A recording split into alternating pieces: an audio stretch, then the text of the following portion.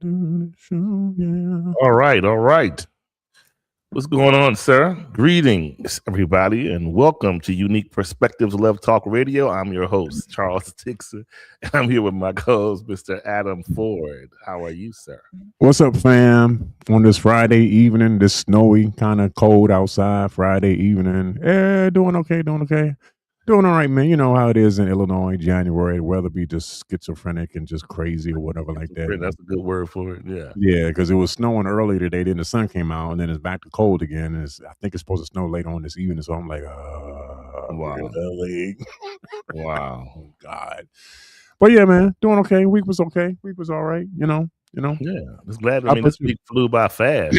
Before you know it, it's like at the end. It did. Yeah. And you know what's funny? I didn't even realize it was a holiday weekend. This Monday is Martin Luther King birthday.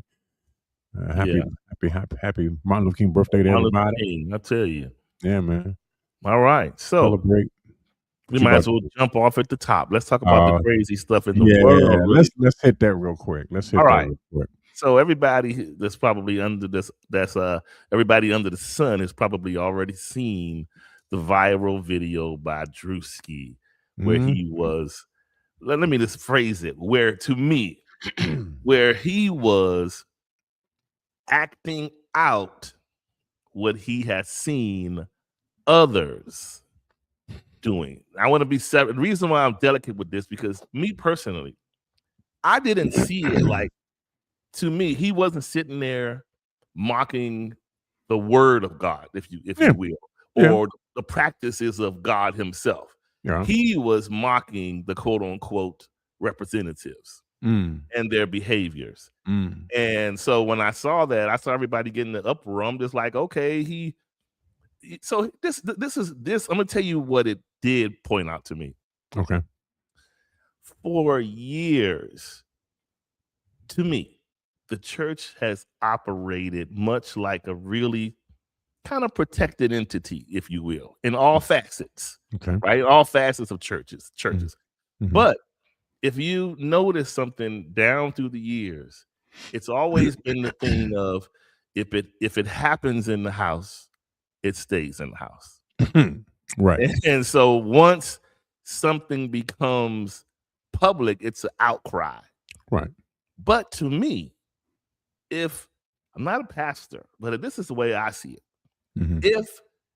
If something is happening and someone is pointing out to my attention of something that obviously is coming across to the world erroneously, that's a note for me to make the correction.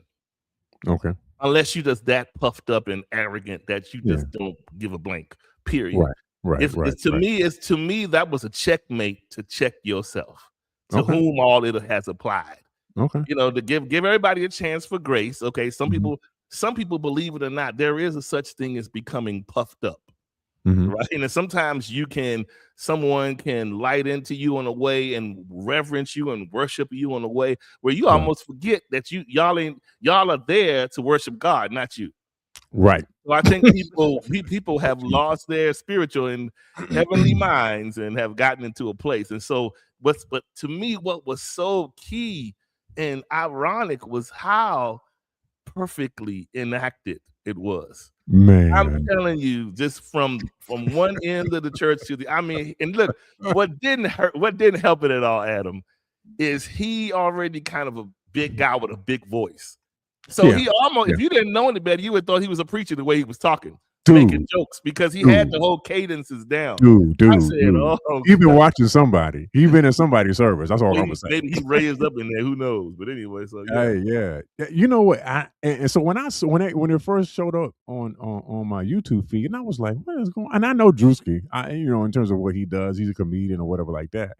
And so when I saw him doing what he was doing, I was like, okay, dude. I mean, here's the thing though. You can't even be mad at him. I wasn't even mad when I saw it. Now I'm sitting there going like, oh my God. I was laughing at some of that. So I was like, Lord, he done got us down pat. The shout music was on. That band was hitting. I don't care what y'all say. Oh, they was The killing. band was on point. They was killing. He was cutting the steps too. He was cutting the steps, seriously. He was. Been in somebody's church. Don't act like he ain't been in nobody's But- church. He But been in. dude, the But here's the funniest. here's- Oh, go ahead. I'm sorry. Go ahead. And I was saying this to you before we started the show. He wasn't doing anything that we have not already seen. Yeah. He didn't make up not one thing that he did. Everything that he did was something that had already been portrayed in the church, which is a sad indictment, right? That's a sad indictment. That everything that he did, he didn't make it up. He just pulled from actual events that actually occurred and just put them on. He didn't even really have to add. He didn't have to add anything to it. He just put on what he had already saw. But here's the thing, though, Charles, and it's just it's so crazy that all that he was doing is what we've already seen. But in all that he did, there was no preaching of the gospel of Christ. Which means the preachers who are preaching, what are they preaching? Because they're not preaching the gospel. Yeah, it has changed for sure. They're not preaching the gospel. They preaching the gospel of prosperity. You know what I'm saying? They preaching the gospel of self-help. How can I make myself better? How can I do this for me? You know what I'm saying? It's all about me, and whatever like that, you know. But where's the gospel of the kingdom? Where's the gospel of Jesus Christ? Wow. You know what I'm saying? That's where I'm at with this. And I'm coming from a pastoral perspective because I am a pastor. Yeah. Okay? He didn't say nothing wrong. You know what I'm saying? Wow. But we're not doing what we're supposed to be doing as far as being the church. We're not representing what we're supposed to be representing, and that is the kingdom of God. So how are we supposed to be mad? No, check yourself. Check yourself. What are you doing? What are you presenting? What are you representing? If you're supposed to be representing the kingdom, then where is the kingdom? Wow. Show me. Because obviously Drewski don't see it. And if Drewski don't see it, then everybody else ain't seeing it. Wow. What's up? Let's talk. Let's be real with it. Let's be real with it. Let's be real. I'm not gonna sit there and fake indignation. And I'm offended by this. Man, get out of here. Get out. He ain't say nothing wrong. But you know something that I'm not sure if anyone is kind of paying attention to is that here lately, it's like from one week to the next, it is the church. I don't think there's ever been a time where we have been so prevalent in the headlines consistently.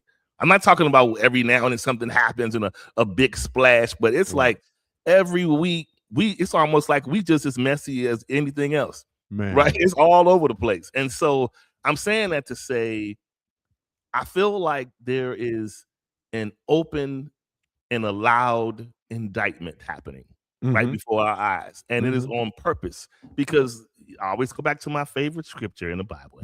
In everything, give thanks, for this is the will of God, Christ Jesus, concerning you. Okay. That means anything that happens, bad, toxic, crazy, whatever, it's allowed to happen, right? It all happens because it's like, otherwise it wouldn't. So the point is, if this light is being shined on the church, it is a reason.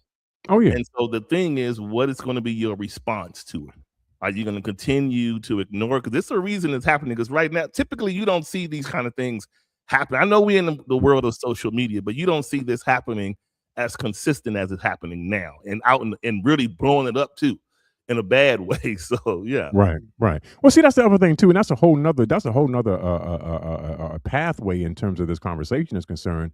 Is the fact that now that we are in the age of social media and YouTube, and we're broadcasting abroad in terms of what happens in us. Because prior to this, before there was social media, you really didn't hear about a lot of this unless you heard and talked to people from other churches and other organizations. You didn't hear. But now that we're broadcasting it for the whole world to see, my question is, what are they seeing? The whole world is watching. What are they watching? Us act like fools, us cut up. You know what I'm saying? And it's not cool, man. This is not what the church is supposed to be. How is it that we're all about money all the time? And that's Yeah. all we're concerned about. What happened to the concern for the souls of men and women? What happened to bringing people into the kingdom of God? What happened to being born again? What happened? What happened to all of those things, man? How is it that we're doing all of this stuff? You know what I'm saying? You know, we're living we're living our best life, quote unquote. Okay, but when it comes to the people of God, they're not living their best life because you got all their money, and wow. you got all their money, and you're not even gonna let them out of the church until they give you their very last dime. Come on, what's up? Wow. Again, Wow. I'm talking as a pastor because I am a pastor. You know what I'm Wow. saying? And we're not doing what we're supposed to be doing as regards as representing the kingdom of God. Our priorities are all jacked up. We are out of alignment when it comes to doing what God wants us to do. And it certainly ain't about preaching the gospel of the of prosperity. Come on, man. Are you serious right now? Dang. Okay, I'm gonna let that go. I'm gonna let Somebody that go all because been I hyped got. on somebody was like, "Boo, I'm get just in his saying, inbox, get in man. his inbox." No, I'm just playing. It's a misrepresentation, yo. Yeah. It's a Yeah. complete misrepresentation. And again, you can't be mad at Drewski at what he saw and what he did. I mean, come on. Let's be real. So, but let's just also be honest. People are not taking this as you think. They're taking it as offensive. Oh yeah. Yeah, They're it's gonna be offensive, offended. and how dare you? You don't know. You know how this goes. So yeah. But if you wasn't doing anything wrong, then why would you be offended? I'm just asking a question. I'm just trying to see what's up. You know what I'm saying? I'm just trying to see what's up. I don't. Okay, I'm just. That's just.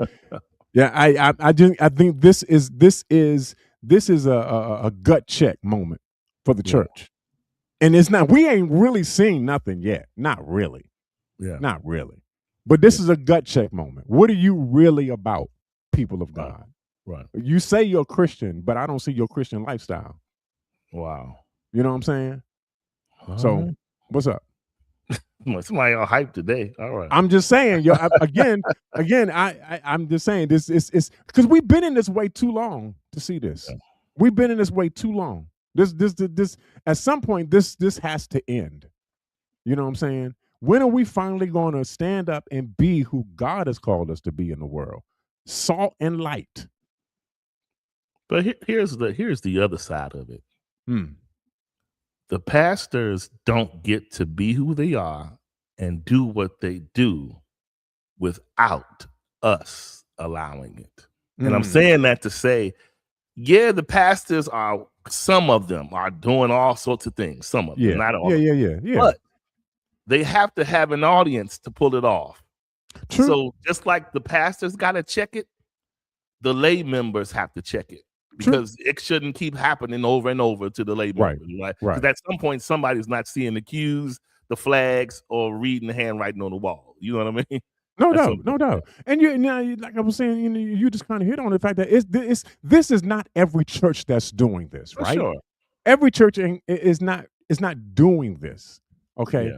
But the few that are doing it are the ones on the forefront. Those are the ones that we see. Yeah. A few apples can spoil an entire bushel of apples. A few spoiled apples can mess up a whole bushel of apples. Yeah. And so we got these few out there that are just completely misrepresenting what it means to be the church, what it means to be a part of the kingdom of God. You know what I'm saying? At some point in time, and like you said, there are the enablers, right? The parishioners who go along with what the pastor is saying and agreeing with them instead of questioning and asking, well, is this what we really is this what we should be doing? Is this how is this who we are now? You know what I'm saying? At some point in time, you got to recognize and realize, okay, this ain't right. And I'm not going to be a party to this anymore. You know what I'm saying? Charles, I promise you, if you pull your funds, it'll change the whole game up real quick. Hit him in the pocket real quick. Yeah. Like a kidney It'll shot. Change the game real quick. Then they're going to wake up and be like, oh, well, yeah. You say you're not going to get no more? I told you, listen, I told you the funny time. I remember one time when I literally moved out of the state where I was going to this ministry. Got to where I was, and was just trying to settle into the new ministry and got that Right. phone call. I was like, hello?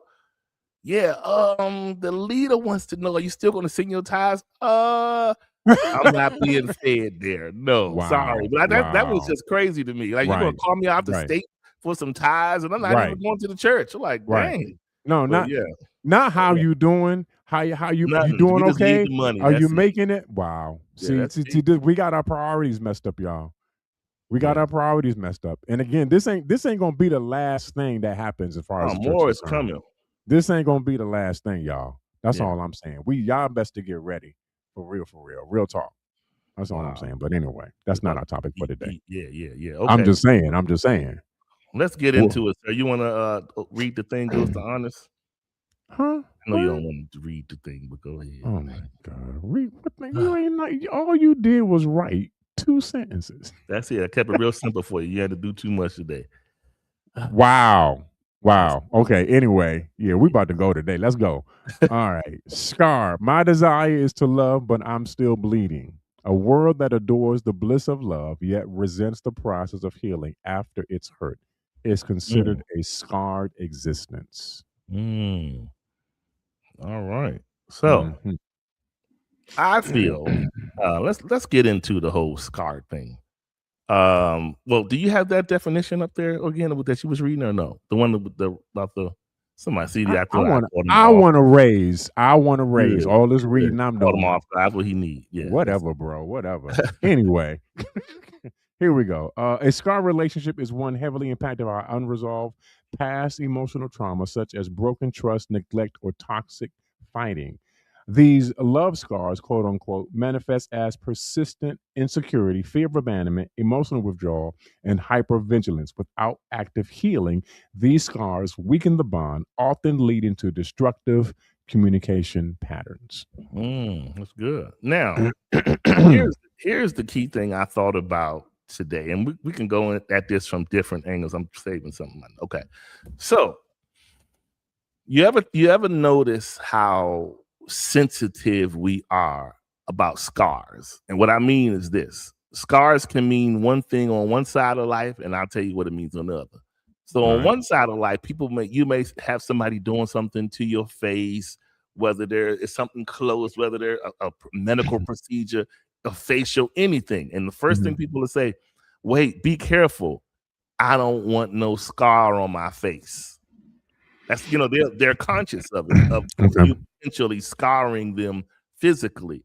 Mhm. But you notice how if we relate that to the relational world where someone is coming up to you and they're trying to get close to you and relate and all those things, and you're saying in one way, hold on, keep your distance. I don't want to get scarred, right? You're talking about internally. Okay. But our actions counteract that because we don't want the scar, but we want the actions. Okay. It's like I don't want you to scar me, but I'm doing actions that can potentially get me scarred. You get me? Whatever that may be. And so I don't know if everybody's probably been at some point in life disappointed, if not really hurt at some point. But if you know anything about scars, you can have an otherwise smooth skin.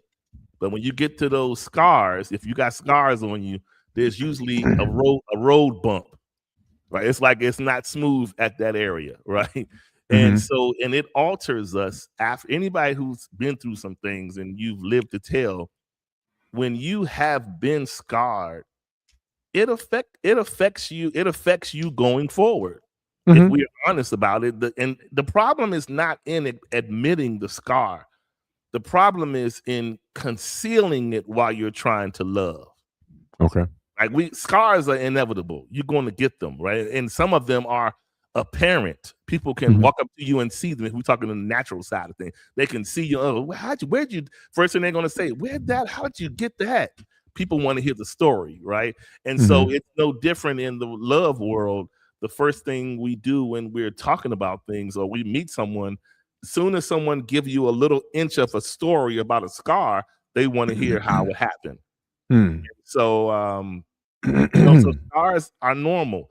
Where scars become an issue is when we continue to allow a gaping wound to survive throughout several eras of love in our lives. Like we just refuse to address what happened.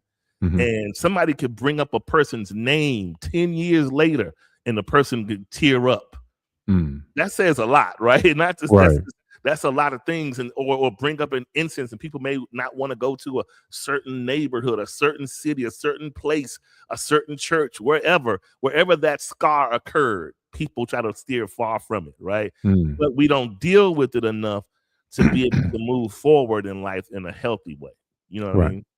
Yeah. Got it. So I guess I'm looking at it from the perspective of that and I think you've kind of said this, but I guess I'm saying it in kind of plain English, is that a scar is as a result of a cut or an injury, right? It's the after effect of a cut. Like, for example, you go and you get surgery, after they have cut you, there's going to be some scar tissue. There's going to be a scar that's left there as a result of being cut or injured in some way or manner. So scars aren't necessarily a bad thing, because they show that there has been some degree of healing, where the tissue has come back together, it's bonded back together, and it's has become more whole. Okay. Now, again, the problem is the fact that if you don't allow healing to take place after your injury, after being cut, then that means you never have a chance to heal. You never have a chance for that cut to actually heal up and become a scar. You keep that wound open, which is a problem in and of itself. It's a problem because if I'm not allowing my healing to take place, then I'm no longer going to be able to function in the way that I should. Let's put this in medical terms, right? So, and I know I got some medical people that are maybe listening as I fool around with my mic.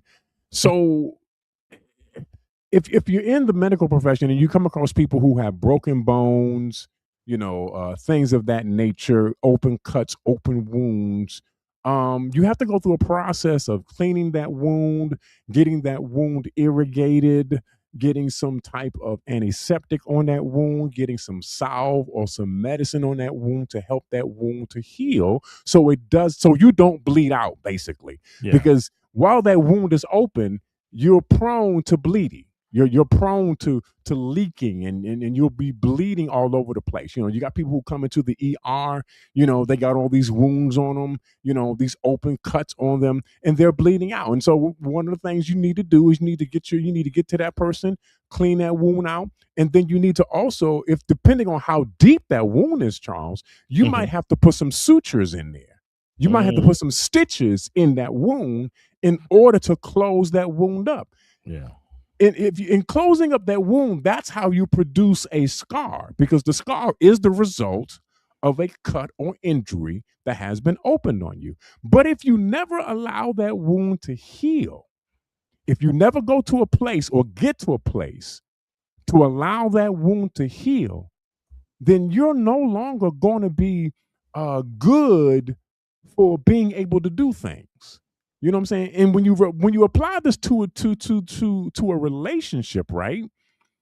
If you walk into a relationship and you still got open wounds, you're still bleeding out, then most likely you're going to end up bleeding on the person who did not wound you in the first place. Most likely you're going to end up just completely bleeding all over the person who had nothing to do with your injury. Yet you want to blame them for the things that aren't working right. Yet you want to act all insecure with them for the things that aren't going the way that it should be going. And so we have to recognize and realize that before I step into a new spot, into a new relationship, into a new exchange, into a new dynamic, I need to get healed. You know what I'm saying? I need to be able to get healed so that when I'm with the new person, I can be okay with them and I won't end up bleeding all over them.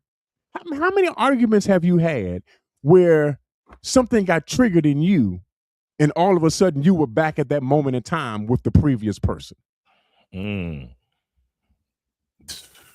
Wow. That's a Just saying. common thing. And a I'm lot just of saying. times. So here's another crash reality to what you just said. Uh-huh. People that are honest with themselves, you'll can maybe latch on to this. You ever notice how when people could have been hurt somewhere and still bleeding at the hands of someone, right? Yeah. Yeah. But if they move on, quote unquote, physically move on, even though they didn't forget the scars, they move on are with someone else.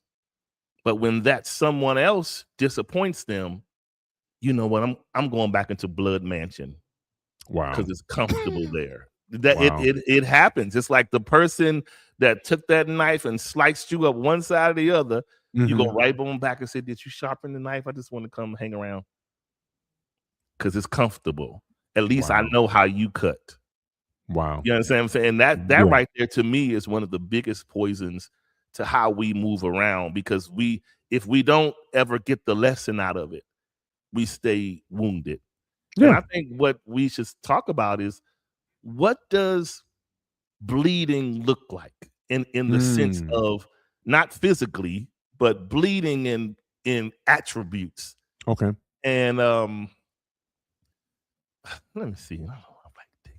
Oh, I know you got a story. Come on, tell your story, man. boy. Come on, man. Let's go. We haven't had one in a while. So this is what I can say. If I've been in things that maybe have wounded me in certain ways, I can honestly say I've watched myself change as a result of it over the years. Like over the years, if things have happened, each time something happens, I become someone else, a different version, not someone else, meaning another part of me that's different. Right. Than what I used to be. And so I can remember years ago when consistency wasn't a problem, right? It wasn't ever a problem. I was being on the spot, or all these things like, oh, this, you got that, want that too? Okay, sure. All Johnny on the spot. Blam. Right. But when Johnny on the spot got jabbed for being Johnny on the spot, right? In a bad way.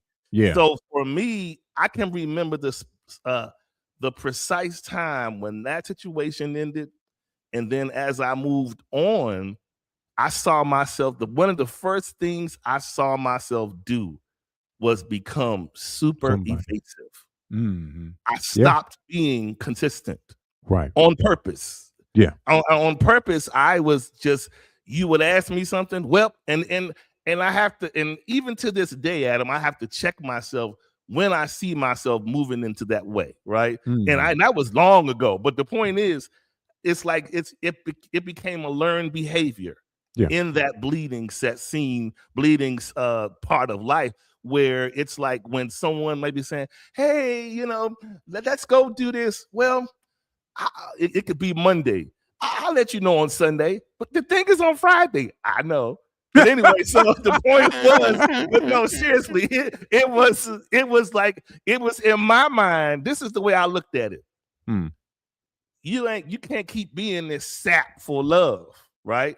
So you got to do love on your terms, right? Because you don't do well. You don't do well like you do in the book. You don't do well when you are serving in love, right? So really, ideally, we should serve in love. We should serve our person. Right. My job is to serve you. Your job is to serve me. But the problem is, if we aren't responsible enough to hold up that weight of someone serving someone, then it becomes a slight. And then someone else feels resentment. And now there's an issue, right? It's a problem happening. But that's a very thing. And so another thing, if we're gonna talk about people bleeding, so blood is really nothing but behaviors of all sorts in the realm of love that are counterproductive to love. Okay.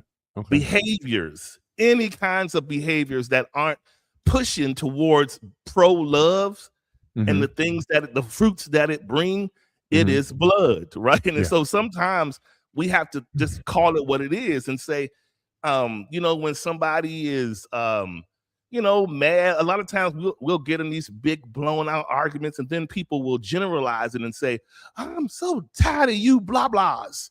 And they don't even say you, they'll say you Negroes. Right. That means it's a collective of hurt that I'm thinking about.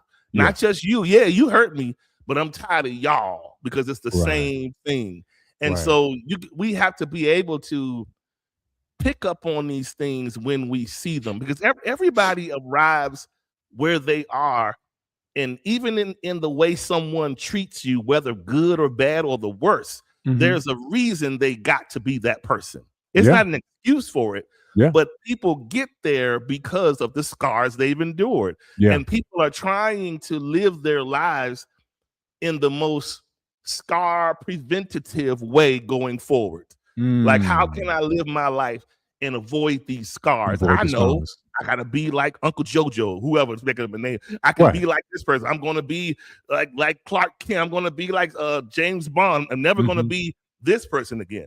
And so as a result of it, you go on out and you making connections, seeing this one and that one and whatever. But the win-loss ratio is not so good, because although you may not have been the one, quote unquote, hurt, but if you hurt them, it's still the L. For you, because it's still you. Even if you hurt a woman, if you're a guy, or if a woman, if you hurt a man, if you're a person that have feelings at all, it's going to affect you in your quiet place. In your quiet place, you're going to feel bad that you were irresponsible with someone's emotions, if you're honest. And so a lot of times, most of us have been through these situations where we have been with someone and we can clearly tell that this person is like, I'm in your care, do what you want. Not necessarily in a stupid way, but saying, I'm here. And so what you do with that is where it all counts. Because think about it.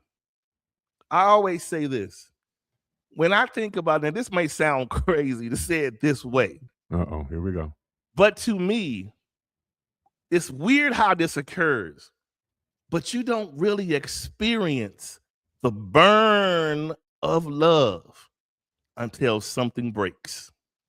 I'm saying this because when things break, think about this. Two things occur when people are hurt and something blows up their world. Number one, they're either going to feel away and they're going to be like, they're going to go into a place and they're going to feel away. Or in the midst of them burning, and everybody has heard this before. They're like, Shamisha, why are you so stupid? I love him. The love is going to exacerbate. You know what I'm saying? It's like all of a sudden, why are you being so loving in a moment like this? You should be rejecting him or her, or you should not be around, or you shouldn't, whatever, should drop them. But the person in the midst of the hurt, they're opening up. It's like something, they're cut, but they're exposed. And now what's inside has to come out. And so I don't understand how that is, but I've seen it. Heck, I've even experienced it. You things will happen and you should be feeling like the opposite. But then you sit right there, okay, I'm all right. You know what I mean? It's like you just silly. But we all have been there, done that. You get in these situations and it just doesn't make sense. But sometimes, like when you think of somebody, let's just, I'm gonna tell you how non-normalized we are today. When someone tells you they're healed and I got self-love and all this, it's almost boring. Because you know what it says? I'm at a place right now in my life that I'm pretty numb and sold up. So there's not too much, don't expect too much feeling from me. But when you hurt, when a person is hurt, they're open, they're vulnerable, they're sensitive. So there's a lot of exchange happening. But when the healing happenings, it's a total reset. And now the person that you quote unquote want to connect with is different. It's not the same anymore. It's like, oh, so that's how we are. It's like we love This is where the toxic culture comes in. Toxic love is hurt love on display 365. Wow. Right? It's hurt love all the time. And that's why you see these couples on Love and Hip Hop and all these places on social media where we know their business. Somebody got beat up and dragged, but then you see them in the Bentley smiling with having kids, and you be like, what in the world? But it's the high of that toxic exchange. Wow. And when you present yourself as, hey, yeah, I'm pretty healed. I've been through 2 divorces and not scathed at all. People are like, boring, lame. So not boring and lame. Want you to come, it's almost like they want you to come to the table with scars and blood on your lab coat. Yeah. Just don't pull your knife out on me.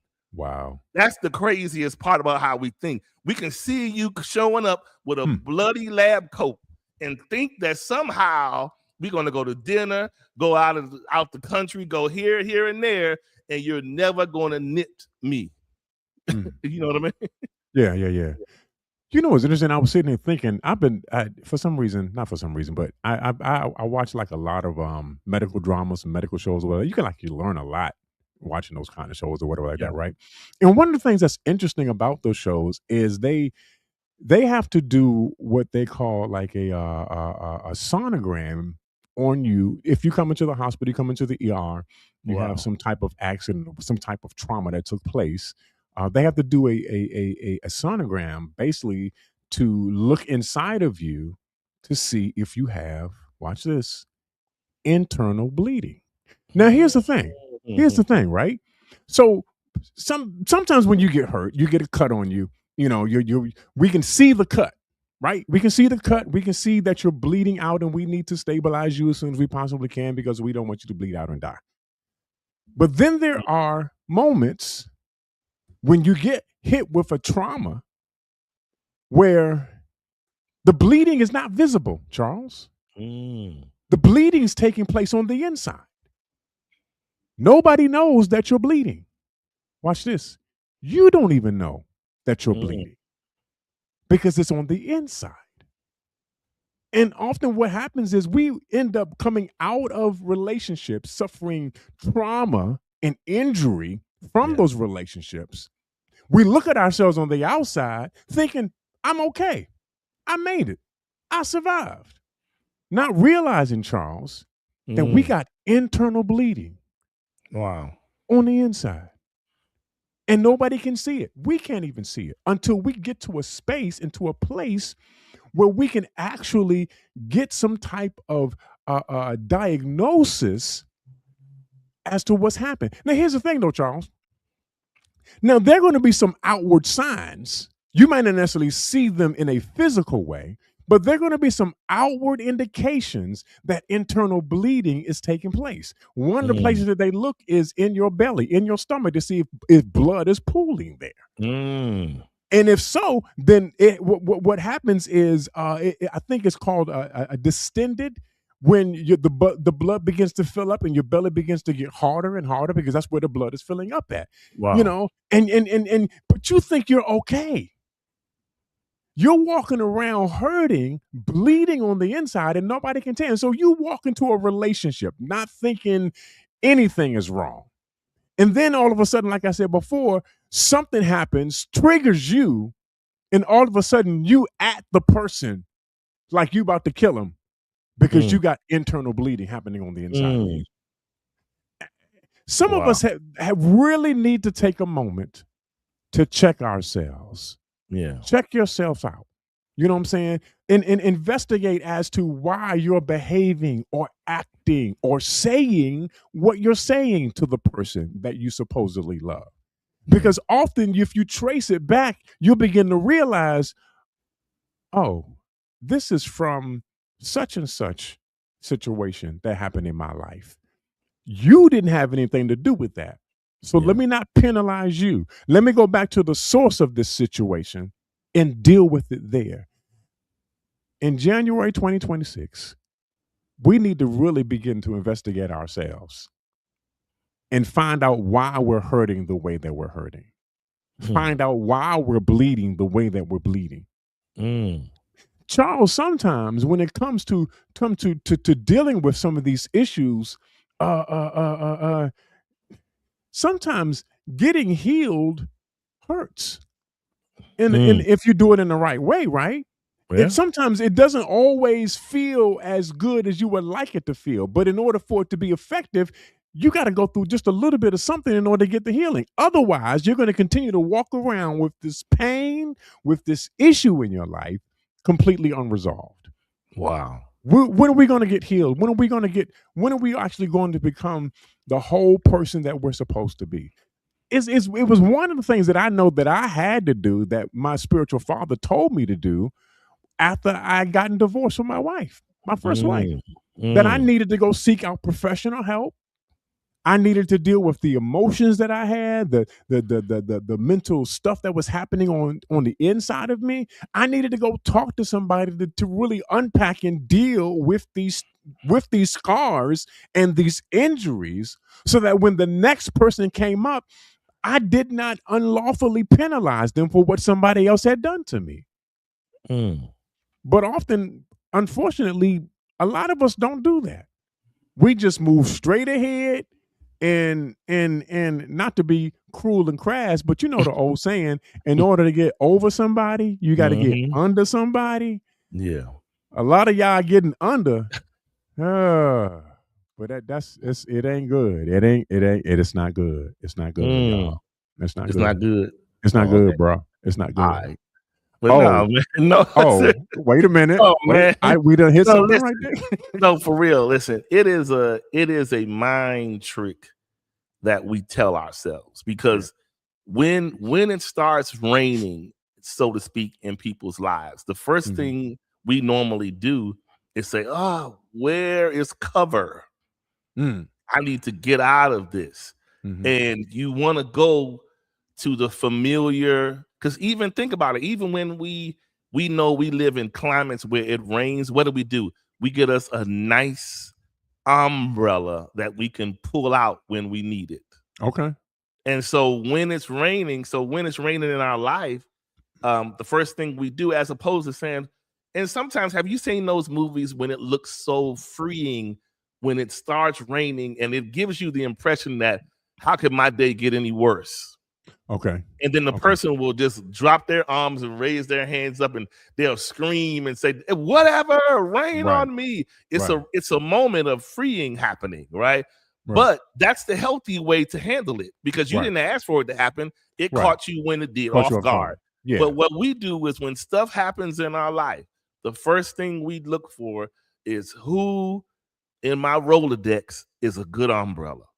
Ooh. I need to go and get up under this umbrella. Wow. And all that does is just like what happens in real life. You've ever been at an amusement park or any other place where it starts raining when you're at a beach? Everybody runs under the same wing. Yeah. And when it dries, what do? Leave out. Right. So that's what happens in the umbrella realm. You'll go under there to get you'll get nursed and patched up temporarily. Right. Because it's not a real hospital. It's just a pilot center. So you go over there and get your temporary wounds licked.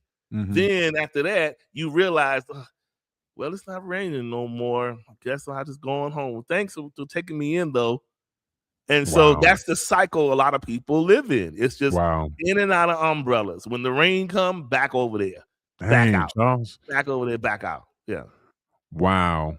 In and out of umbrellas. That's wow. That's crazy, yo. That you and just to get out from the rain. People don't want to, when that rain, nobody wants to be in the rain. We're just being honest. When stuff happens, so here's the flip side of this one statement that we hear all the time. Misery loves company. So when somebody's miserable, you can benefit. The other person is benefiting from to be in the company, and whatever comes with being in the company, I'm a shoulder. Don't worry, he or she hurt you again. Come on through. I got you. You know they don't really like you for real, but you like playing the position of the umbrella. That's that's a whole nother show. But yeah. So yeah, but I'm just like, yeah, man. But here's the thing, though, Charles. Here's the thing, just to jump on the whole umbrella analogy. umbrellas are temporary. They are Yeah. not permanent shelter. Yeah. They are. I mean, you take an umbrella because you hear that the weather's going to be raining outside, so you Yeah. carry your umbrella. But have you tried to live under an umbrella? Yeah. Hey, have you tried to have a meal under umbrella or anything like that? Umbrellas are temporary. How many of us are doing temporary things for permanent issues? It's Wow. temporary. It ain't. It's only going to last as long as you have it up. You can't live under an umbrella. Mm. I'm just saying. You can't. How do you do that? It is. And, It is a. It's a small space. and depending on the type of weather, it just might blow away. You know, the It umbrellas might. do like this and they go up. Right. Right. It depending on how severe the hurt, Yeah. that umbrella is not going to help. You Yeah. know what Don't I'm let saying? it be. Don't let it be one of those drugstore weak Cheap one. umbrellas. Cheap ones that you Yeah. bought because you left your other umbrella at home, Yeah. and so you bought this cheap one. And so you walking on your way to work, and all of a sudden a strong gust of wind blows. Yeah. And it's over. It's up. It's done. It's temporary. Yeah. It's temporary. And so you need to be able to deal with your issues in a way that brings actual resolution.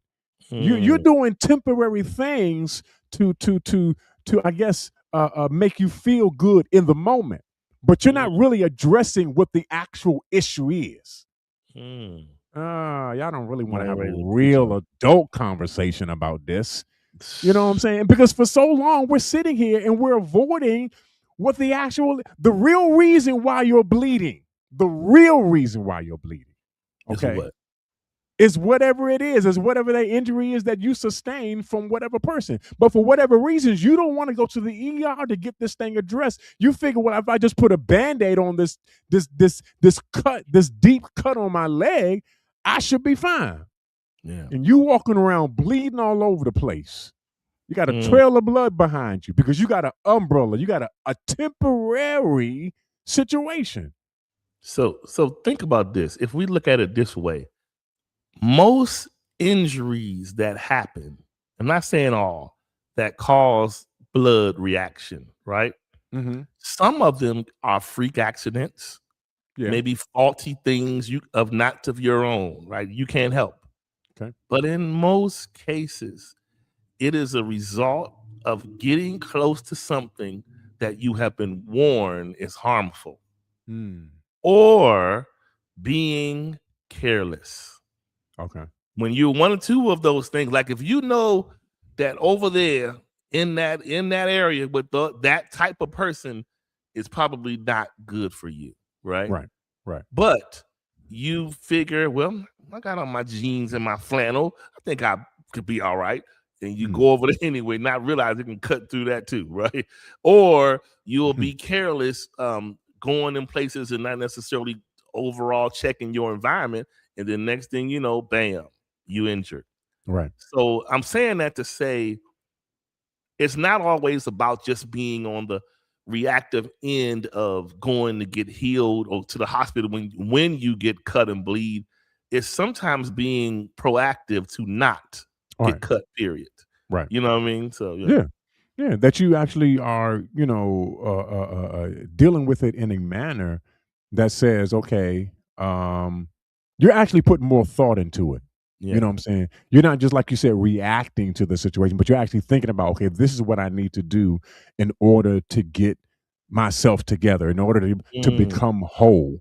You know what I'm saying? Because if you think about it, again, if you go with the analogy, in order to get over somebody, you got to get under somebody. Again, that's a temporary situation.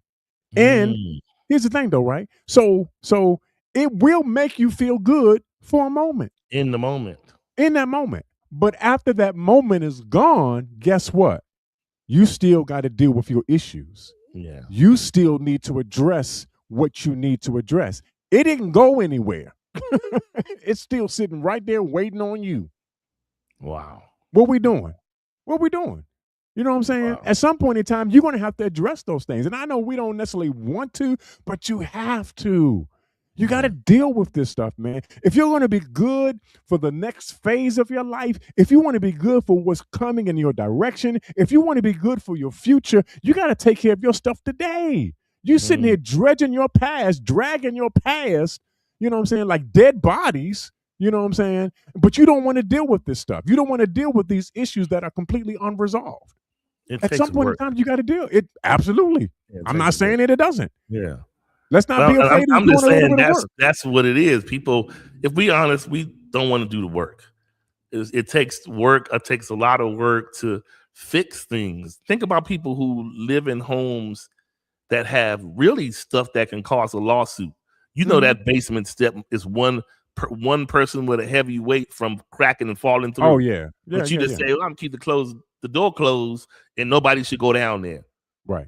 Not knowing that a kid might walk down there, right? But we specialize in putting things off that we should fix today. Yeah. So I think that's the same thing when it comes to our self-care and shoring up those parts of us that still have gaping wounds. Because honestly, whether you think about it or not, it's going to show up one way or another. It is. It absolutely is. I have learned that it doesn't. You can try to mask all you want to what's really happening with you, but your behavior will be very telling eventually if you don't deal with it. Yeah, one way or another, it's going to show up. It's going to show up in your attitude. It's going to show up in your actions. It's going to show up in your behavior. It's going to show up in your language. It's going to show up in your lack of behavior and actions. Yeah, lack of behavior. That sometimes is the telltale too. When we don't act a certain way that we should, or we don't respond like we should, that's really a sign of bleeding, bleeding on the intention. Yeah, because we haven't done what we needed to do. We haven't taken care of ourselves, like you said, in terms of self-care. We haven't done the thing that we need to do in order to be. And here's the thing, though. So if you don't do it, and this is I think part of the issue, at least the way I'm looking at it. If I don't take care of my issue, then I run the risk of becoming paralyzed in my past. I got this issue that is potentially debilitating at this present moment in time. Right. It's a possibility that if I don't address this, I could be stuck where I am. Wow. I'm not saying necessarily physically, but emotionally, absolutely. Mentally, absolutely. Yes, I'm debilitated because I haven't dealt with the issue that I need to deal with at this present moment in time. And the more I ignore it, the worse it becomes. Wow. Until it becomes so bad that I can't function. I can't think. I can't behave. We need to be. We are intentional about everything else, right?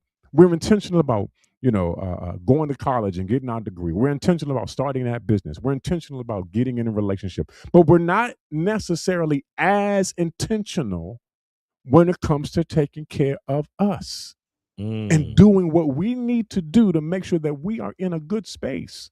Yeah. Sometimes you just need to chill and stop ripping and running all over the place. You ripping and running because you're trying to run away from you. How are you going to run away from you? Yeah. Come on. Man. How are you going to do that? Hey, tell me. I want to know that secret. I want to know that. How are you going to get away? Because you take you everywhere you go. Man. All your issues, hang-ups, all of that. You taking it all with you everywhere you go. So it would behoove you, sir, ma'am, to deal with you the way that you need to deal with you. You know? And you know how they always say in the medical side of things, when it comes to like high blood pressure, they'll say it's the silent killer. Oh, absolutely it is. Yeah. So I feel as though internal bleeding is the silent killer of love. Yeah. Because eventually you'll bleed out. And when you bleed out, you're no good to nobody. No good. You're no good. So that's what we have to address. We have to address knock on wood, them things that that are ailing you that you're not dealing with, and just deal with them. Because we act certain ways. If we're honest, we act ways or fail to act ways, but because we call ourselves trying to not visit those places of wounds again. Right. In your mind, you calling it that, but Yeah. really it's fear, right? And so what Yeah. has you in fear is the fact that you know that you're not patched all the way up. Right. You need to really address that wound that nobody can see on your arm that's really 6 inches wide, right? And it's just like Right. you need to fix it. But as Yeah. long as you can keep a tape around and the mask on it, you're gonna keep on getting up. But really, you need to go and be seen, right? And be Mhm. dealt with. You know what I'm saying? Yeah. To get better. You know what's interesting about the whole, and I know you brought up the whole high blood pressure thing, and I don't know, as African Americans, we all having to deal with that or whatever like Yeah. that. I know, just decide. Right. But the okay, so here's the thing though, right? About blood pressure. Blood pressure needs to be within a certain parameter. It needs to be at a certain area. Because if it's too high, then you can possibly suffer a stroke. Here's the other side of it. But if it's too low, then you begin to lose circulation and functionality in your body. Yeah. So you need a certain amount. You need a certain amount of pressure in order to be able to function the way that you're supposed to function. Some of us, our pressure is too high. You need to bring it down. Some of that stuff that you're consuming, you're partaking of, is got your pressure high. Wow. You mean the stuff that's happening? Yeah. No. Right. But here's the thing, though, Charles. Here's the thing. With internal bleeding, it lowers your pressure. So you're losing circulation. And as you lose circulation, you lose functionality, which means you're not going to be able to do whatever it is that you need to do. Inevitably, if you lose too much pressure, it'll starve your brain of the blood it needs and the oxygen it needs to be able to function. Wow. Not good either way. It's not good. It's not good. So we need to make sure that we're taking care of ourselves, that we're doing the things that promote wholeness and healthiness, emotional healthiness, intellectual healthiness, mental healthiness, spiritual healthiness. You know what I'm saying? We need to do all of these things so that we can be a balanced person, a whole person that's ready for the next relationship. Wow. Yeah. All right. Well, Well, yeah. this was good. This was good. You know, necessary topic, because like I said, we can want love all we want, but if we're not cleaning up, then what, you got to clean up that bleeding and get it together. Yeah. Are you ready for love? Are you ready? Are you healed enough for love? That's the thing though, right? We can go to a whole nother different thing about people who love people who are injured, because that's all they're able to deal with is people who are injured and sick. They don't want a whole but there's person. some people who just really want to care for the sick. There are some people, but after you get whole, then what? Then what? Yeah. Right. But that's a whole nother thing right there. But we need to be whole with this. We need to get whole. That's all I'm saying. Y'all. Well, we appreciate y'all tuning in for yet another episode of Unique Perspectives Love Talk Radio, where today we talked about Scarred. My desire is to love, but I'm still bleeding on tonight. All right. Any other thing you have to say, Mr. Ford? You good? I'm good, man. You did it on the 59 minutes. Okay, I see you. Yeah. Y'all good? Is everybody good out here? We're trying to move in excellence this year, Oh, really? Oh, now you want unless we can't let go of it. We're gonna be like a church. I'm getting ready to close. No, anyway. Yeah. Don't you do it. Don't you do it. I'm gonna put my y'all. finger up. I'm gonna be gone. Right. Until next week. Be blessed, y'all. Be safe. Or 2 minutes from now. Oh Lord.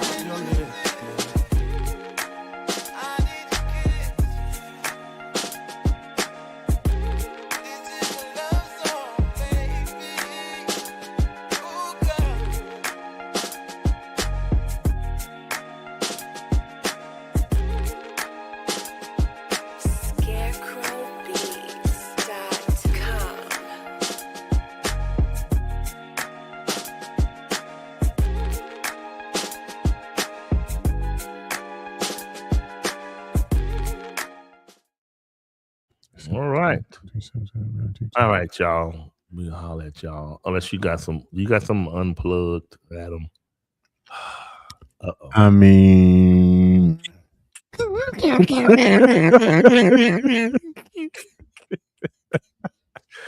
Oh man.